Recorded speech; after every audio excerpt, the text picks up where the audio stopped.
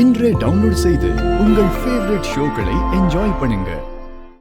நான் தொலைஞ்சு போனா உங்களுக்கு நல்லது தானே. நீங்க இஷ்டப்பட்ட மாதிரி வாழலாம்ல. அதுக்கு தானே சிபி சார் நீங்க ஆசைப்பட்டீங்க. அப்புறம் எதுக்கு என்ன தேடுறீங்க? தமிழ், நீ என் லைஃப்ல இருக்கிறது தான் எனக்கு விருப்பம் இல்ல. மத்தபடி சந்தோஷமா இருக்க கூடாது, நீ வாழவே கூடாது, நல்லா இருக்க கூடாது, எங்கேயாவது தொலைஞ்சு போயிடணும்லாம் நான் சத்தியமா நினைச்சதே இல்ல. தமிழ், நீ உன் அம்மா தங்கச்சி அவங்களெல்லாம் கொஞ்சமாவது யோசிச்சு பாத்தியா? ஒன்னும் பிரச்சனை இல்ல, அவங்க அங்கேயே இருக்கட்டும். நான் ஒரு வாரத்துல எல்லாத்தையும் ரெடி பண்ணிட்டு நான் அவங்கள கூப்பிட்டுக்கிறேன். என்ன தமிழ், முட்டாள்தனமா எதையும் யோசிக்காத ப்ளீஸ்.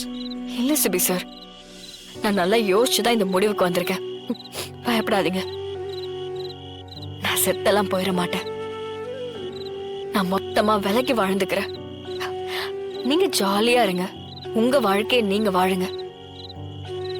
எனக்கு எதுவுமே வேண்டாம். இல்ல தமிழ், உங்க பிசினஸ் வேண்டாம், உங்க சொத்து பத்து, இந்த ரிலேஷன்ஷிப் எதுவும் வேண்டாம்.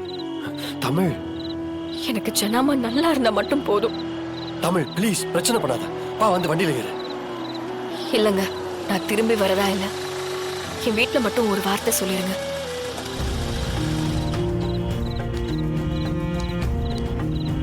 தயவு செஞ்சு வா தமிழ், சொன்னா கேளு. நான் சொல்றத கேளுங்க. ஜானு,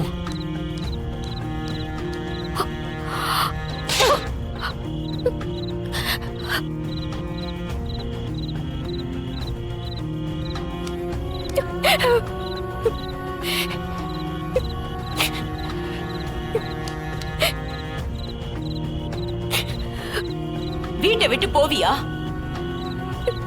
யார கேட்டு இந்த முடிவு எடுத்த? வேணாம் ஜனமா, நான் போறேன். என்னால இங்க இருக்க முடியல ஜனமா. நான் உங்க கூட இருந்தா நீங்க நல்லா இருப்பீங்க, சந்தோஷமா இருப்பீங்கன்னு நினைச்சுதான் நான் உங்க கூடவே இருந்தேன். இப்போ என்னாலே உங்களுக்கு ஆபத்து வருதுங்கிறப்போ என்னால எப்படி அதை ஏத்துக்க முடியும்?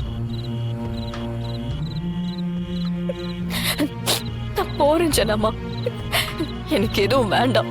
பைத்தியக்காரி, ஏன் இப்படி பேசுற? அந்த சாமியே சொல்லட்டும். ஓ மனசுக்கு தெரியாதா? நான் தான் அன்னைக்கு கோவிலே சொன்னேன்ல, உன்னால எனக்கு எந்த ஆபத்தும் வராதுன்னு. அதுக்கப்புறம் ஏன் இந்த மாதிரி யோசிக்கிற?